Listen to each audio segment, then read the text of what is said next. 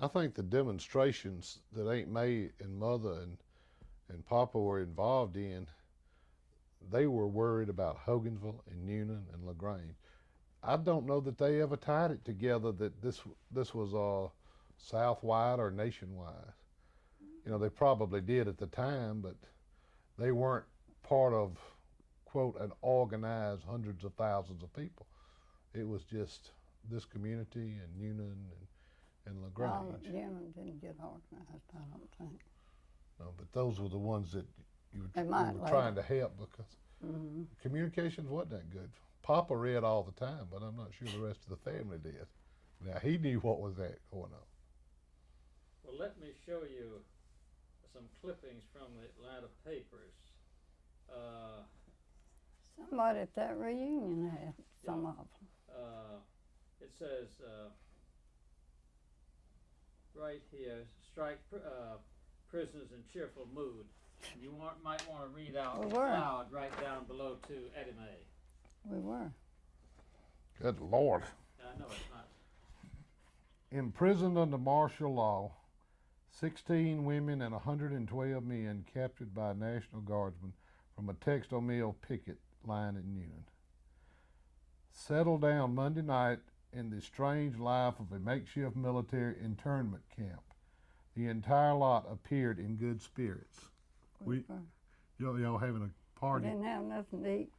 I didn't get breakfast, and we didn't have nothing to eat till about 7 o'clock, and well, maybe about 6:30. You got in good spirits when they fed you? We was in good spirits before they fed us. Did y'all sing "We Will Overcome"? No. Okay. They are the first persons taken. This is very poor.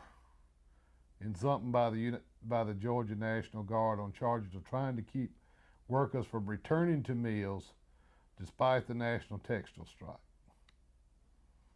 The prisoners were taken in custody Monday by a flying squadron of guardsmen. What is that? I don't know. Did they come in on planes? No. It says flying squadron.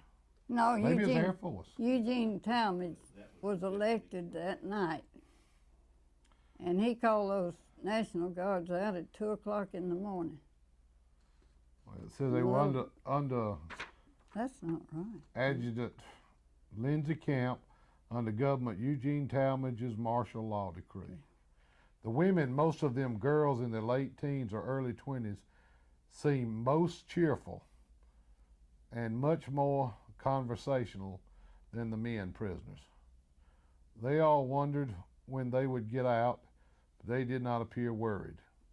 As long as they feed us, we are not howling, said one man. Etta Mae Zimmerman. I haven't ever seen this, Aunt May. Etta Mae Zimmerman, one of the girl prisoners, say, "We feel more honored to go out with the National Guard than with the scabs." What do you mean by that, Aunt May? She lives in Hogansville, some distance from Newnan. It was from that, I can't read that word, from that cotton mill center that most of the 128 prisoners come. People from Sergeant, LaGrange. Ms. Maud Grange. I hadn't thought of Maud in years. Medicare. I don't know, where did you get that paper? I never saw one like it. You didn't know your name was in there? Camp's own flying squadron. So it must have been the Air Force. There's that word again. Borrowed the tactics of the militant textile strikers and emulating the military outcome of Caesar, Adjutant General Lindsey Camp organized his own flying squadron of guardsmen Monday and striking at Newnan without warning, came, saw, and conquered. That is not true. Them was National Guards, but some of them's little old boys. Well, most of them was That boy that was standing there by me said, I think he's about 17, 18. Do you know why Eugene, have you run across anything that said why Eugene Talmadge organized this strike? Sure. organized sent the guardsmen. Sure. What, He got a call from the guy from LaGrange. and on the mill. And that just proves what everybody, Somebody- history always proves. Somebody that worked Eugene for Talmadge was Cal. the best politician money could buy. And he honestly was. Well, He was, he promised not to do it, and he did do it. he was absolutely a crook. Sure And he was. everybody knew it. And he didn't care for people knowing He it. bragged about it. He bragged about it when he W. got Martin. reelected. And Yeah. people still voted for him. W.L. Martin sent J.C. Thomas down there and talked to me about voting for him. And I said, why didn't W.L. come himself? He said, well, he sent me. I said, well, you can just go back and tell W.L. Martin I vote like I want to, but I won't never vote for Eugene Talmadge. Here's Earl- the third article. Earl Hamer used to tell Sorry. people, he come to the car one day and telling some of them how to vote. He said, I don't tell them Zimmerman girls how to vote. I don't tell the Zimmerman 'cause nothing. I know they're going to vote like they want to. Goodbye, General. We had a swell time. That is what these 16 women shouted as they and 119 Now that men is prisoners not true. were transported from a Georgia camp McPherson to their We did homes. wave goodbye vote. Nobody hollered to no general. That's it right there on the back end of the truck. That's probably what Eugene Talmadge wanted put in here, so that's what they put in here. The prisoners, though well cared for by the camp, were happy over the release order, which followed announcement of the strike settlement.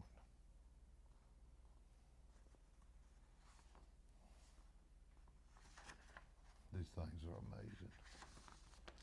It's an awful lot like the Army releases when I was in Vietnam, the body counts. You killed 2 and you reported as 40. I don't know nothing about no flying squadron. They made it up. It sounded good in the Somebody paper. must have. Well, that's what we found, you see, with the newsreel, is that you see the pictures, and then you listen to what they say over those pictures, and the impression then is something very different. That's one of the reasons we're That's Going different into to this. what it was, I guarantee you. See, it was 30 years after the first time I ever heard about it, but to us it was funny because Aunt May, who would not hurt anybody's feelings, not do anything, got put in jail. And that was the funniest thing to us kids you ever heard. I mean, this is a woman that you think she But- hurt your feelings, she goes to church and prays about it. But Papa didn't have to be there either. Papa was different. He'd hurt your feelings. Wouldn't he, Aunt May? He didn't have to join in. Them folks come to organize, wasn't supposed to organize, wasn't supposed to take nobody except the employees. okay. Let's side of the mills, but knew the town and people who worked in the mills, and somebody who did you ever work in the mills? But yes. No, I No, didn't. Milton, no. But you grew up in the mill Village. But Oh, in the my mill life. village. I worked in the mill and was at management too. I've So- been in management So you know also. all about this. Okay, back to the 30s when you were living here. He's a little boy there. But you were living here in the 30s. Yes, weren't you? yes. Okay. What do you remember of those times? I just remember seeing all the people. I worked in the grocery store when we were old enough to make change at the cash register. We went to the grocery store, and after school we went to the grocery store, and we were in contact and talked and knew all of these people and talked to them, and knew everybody. Do you remember anything about the time when Roosevelt came in? He didn't come to Hogansville. But Bought his car in Hogansville. what? But he bought his car in Hogansville from the H.B. Darden Ford Company, and Joe Broom delivered it to him. The car that's down at Warm Springs right now, Joe Broom delivered that car to him. How old were you at that time? I was born in 1920, so in 32 I was 12. Could you tell us what you remember of the strike and that time?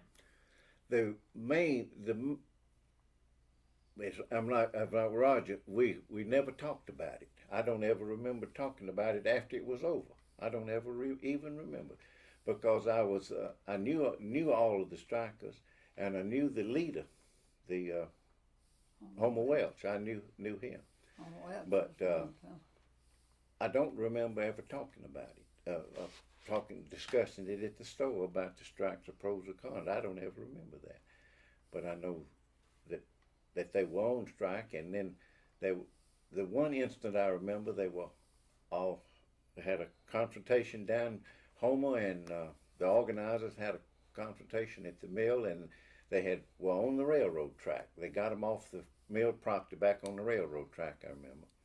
And there was this story I heard, I didn't see, and Earl Hamer was the overseer of the spinning, and he was going into his job, and so he went across the railroad and Highway 29, and it's level now, but it was a ditch there between off the highway and the mill, between the mill and the highway, and he went to jump the ditch, and he didn't make it, and he fell down the bottom of it, and the strikers pounced on him. Is that true, Eddie Mae? No. Well, they pounced on him. World ever told Well, that's you what that? was told to me at that time. Now I haven't discussed it anymore. I hadn't even recalled the story, except I did recall it when. Earl Hamer was a good officer, but I'd never heard that before. But that's the only two instances that I remember. But he did get fired here for going into the super's pond, taking a dip into the superintendent's pond. He told him better not do it no more. He did it again next Saturday night. That sounds like a good story. Tell us about that. I didn't know about that one. Tell us about that. Earl Hamer was a good overseer, but he liked to drink. Leon and Boots lived just above, I can't think of his name, but the superintendent. They had a pond. I don't know how come we're all going up there, but he went, took a dip in the pond. The superintendent come out and told him he better not never do it no more. If he did, he's gonna lay him off. So the next Saturday night he did it again. Was he drinking? Yeah. But now he quit drinking after he left Hogan. Charles Palm worked with him. Charles Palm said he knows more about machinery than anybody he ever worked with. It sounds like to me that there was a lot of concern on the part of the mill about people drinking. Is that so, and why? Well, I just never did like nobody. I didn't like to be around nobody that drank. Still don't. What do you think? I've heard a lot of stories about guys that drink, like the one about Pete Gill, where his wife poured his liquor out and put water in his bottle, and when he woke up and took a drink, he thought he'd lost his taste. But well, Pete Gill did drink. Oh, I know he did, till the day he died. But I don't know. I think they were characters. Nobody ever talked about them as if there was something bad about them. We laughed about them, and I guess you can laugh about a lot of things that happened in the past. But we've heard from a lot of people that the mill fired people if they drank, and made them move out of the mill village. Now, was that just true in East Newnan, or it was true at East Newnan? I don't know about Hogan. Couldn't have been true in Hogan. But if you come to work on a job, they would fire you. But what you did after you left. When Mr. Woods discharged one, he got rid of the whole family. Now, after the strike, what happened to the ringleaders? Homer Welch left here, but I don't know the reason. That's the reason I told you these people, this Ms. Lindsay in Atlanta was a friend of them all their life, and she could tell you the whole story. But Homer left here, and next time he was working with striking some mills in Alabama, and he later on he became director of some part of the union in the state of Alabama. The International Union looked after him to the day he died because our sister-in-law, Miss Helen Johnson, said that they looked. Homer was about 80, died about 2 years ago, but the union still looked after him, even after he retired. He retired from that. But one story of Helen Johnson told us that Leola, was Homer's wife, and Helen said that Leola told her mother on numerous occasions. He says that Homer would come home and said he would take the last dress I had and the last pair of shoes and give it to somebody that was in need of it. Some people that put in the mill in bad shape. And she says a million times he'd come home and just take clothes, my clothes to him. Now, But Homer was a local boy, was he? Lived down here on Front He lived in front of a reed mill when I knew him. Yeah, that's where he lived here in the strike. Talk about him. Well, Homer and Leola got to where they come up here a good bit after everything went. But I just knew him and knew he and he had a wife and his wife and Leola and his daughter Deanie, and she was younger than I was, 4 or 5 years younger than I was. But I just knew that she was a Parker before she married him. I think they moved to Montgomery. And they went from here to Montgomery. And the last time I was in their home, was in Montgomery to see my future wife, and went to their house, and that was in 1941 or 42, and I didn't see them. I didn't see Homer and Lil and more after that, and then I see his daughter occasionally, Deanie McLean, a few years ago. Now, you were in management here. How did management look on? I didn't go into management until 1952, but I went to work in the mill in 1940, and in service and school and all that. But I worked in the twister room in 1940.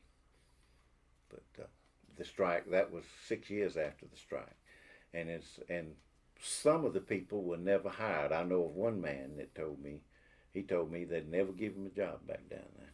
But that's the only one I know, and he talked about it. I didn't.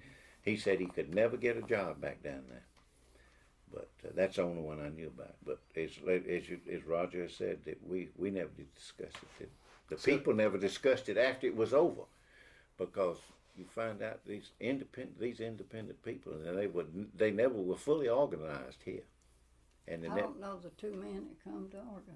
I forgot who they were, if I ever knew, but they're very independent people, and they've attempted to organize it in numerous times after the years, over the years, and they were never successful. I told Leon if he could find Papa's letter. Looks like he find out who organized him. But he can. He can. The textile workers of America would have all that record. Well, there are two kinds of independence. One is keeping yourself, and one is pulling together to fight for yourselves. I don't know how independent it is if people are afraid to join a union. I don't think it's a matter of afraid to join the union. The people here were banding together to help each other and their neighbors. They didn't really see it as a national thing or countrywide. But once it stopped, they really didn't have any more need or want for a union. Once things got better So, and people started working, then they go back to their families. as the times got better, and the wages got better, because the way even now, as young as I am, so to speak, but when I was 20 years old, when I went to work, and I went to work at 32.5 cents an hour in 1940. That was the learner wage then. Didn't stay that long, but I worked 3 days for $2.88, $8. but the wages were, but the price of groceries wasn't so high then. That That's was all right. in perspective, but the wages got better, and then the war came on, and it was work all you wanted to, double shifts, work as long as you Well, wanted you to. could buy a week's groceries during the Depression for $5, but you couldn't get the $5. That wasn't nothing. We've got two letters here. Work Which- for. Maybe she could talk about why he wrote that letter before we. We have two letters which Mr. Zimmerman wrote, one to Roosevelt and one to Talmadge. Etta Mae, could you tell us why you think your father wrote these two letters? He was mad with Talmadge, that's why he wrote them. Talmadge promised not to send out the troops. Papa went to here Saturday night. He called them out about, well, in less than a day after he was elected, called out the troops. Okay, sir, would you read this letter which He's Mrs. got the Zimmerman wrote dictionary. to Talmadge? Hogansville, Georgia, January the 14th, 1935. Mr. Eugene Talmadge, Atlanta, Georgia. As I see it, dishonorable governor. I wish I could conscientiously say, as I once thought, as you are a honorable Eugene Talmadge, but you have proved it to my mind a tyrant in every sense of the word, and an enemy to the poor working people.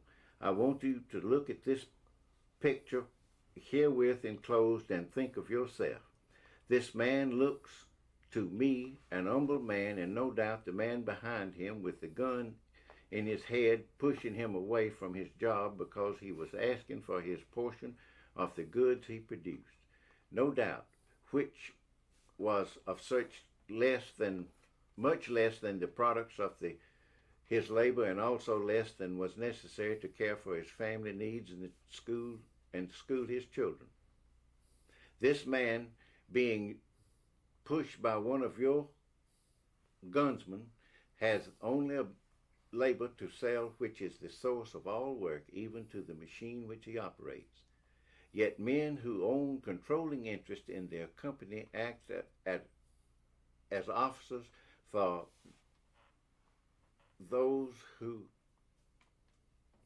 the whole community, and set their own salary, which takes most of the products that the labor has produced on the machine, which they do not need to furnish them comfortable living, because they cannot use all they have taken for the necessities of life, thereby creating a surplus which cannot be sold, because workers who create all have not had their share of what they produced. Your method and plan, when people organize to better their conditions and try to get fair treatment and to protect themselves against the extortionate, hoggish mill officials who own the controlling interest in these mills, is to send out National Guards and put the workers in prison, herd them up in a pen like a bunch of cattle. It seems to me that your plans are to herd the men and women that are trying to better their conditions up in a barn or detention camp, and let someone else who is almost ready to starve take their jobs at starvation wages, because they are made to believe they must do this, and you are sending out guards tends to create violence, and I believe that you know your only motive, as I see it, is to mislead the workers. I am not in favor of violence, but I believe you are, and I am 65 years of age and was never under arrest in my life until you sent the guards to Newnan, Georgia. And I was arrested and carried to Atlanta, where we were herded in a pen like cows, not because we had committed any violence, but because, as I see it, you wished to break the strike and help the mill owners to keep the workers in slavery, and such tactics as you are using will eventually bring about a revolution. And I am not an educated expert, but I think I have common sense. You may be an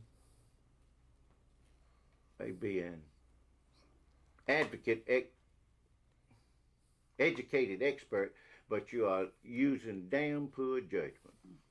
I have a neighbor next door who was a spinning and warping room foreman on the night job in one of the Georgia mills. His boss told him to give the union people hell, and this man refused to discriminate against any union member, and he was laid off, and another man put on his job. He has been back several times and asked for work, and they told him to come back later.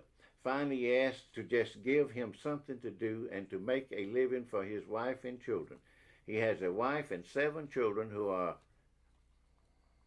depending on him for support. He has been working on the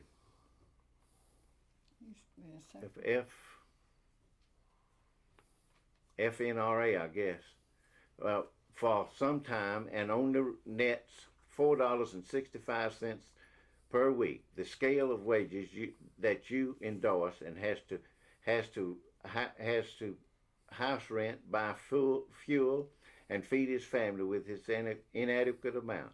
If you were in his place, what would you do? This man worked for the U.S. Rubber Company, and his work was satisfactory until after the union organized at Hogansville. His name is Monroe Baker, International Street, Hogansville, Georgia. Take this case to yourself, and remember that you said what you said before you were elected governor, that you were the best friend that labor had ever had and was in favor of organized labor. You said this was why the Big 4 railroad unions were supporting you. You said as long as we, the strikers, committed no violence, we had a friend in the governor's chair, and I believe then that you meant it, and I supported you because all the influence I could, using all of the influence I could among the friends to vote for you for governor. I spent my own money and used my own car to help elect you to your office, and for my trouble and expense, you had my daughter and myself herded into a barn, pinned up like cows, not because we had committed any crime or any violence, but because you wished to keep us in slavery. My daughter and I helped to close several mills and had no trouble. Not even a lick was passed between the strikers and scabs. We did not go out to make trouble. We went to help the workers close the mill until the owners of the mill decided to give us better working conditions and cut out the damnable stretch-out system. But you want us to work for just as little as can be paid. Isn't that true? I wish you had to work for 50 cents a day until you learned how to treat working people. If you can answer this letter and explain your position, I would be pleased to receive an answer. And if you cannot do this, I don't care to hear from you. My address is International Street, Hogansville, Georgia. J.M. Zimmerman. Papa didn't work in the mill. No. Did Talmadge ever answer that letter? Leon said he did, but I didn't think so. Papa sat up and wrote that letter. Okay, hold it just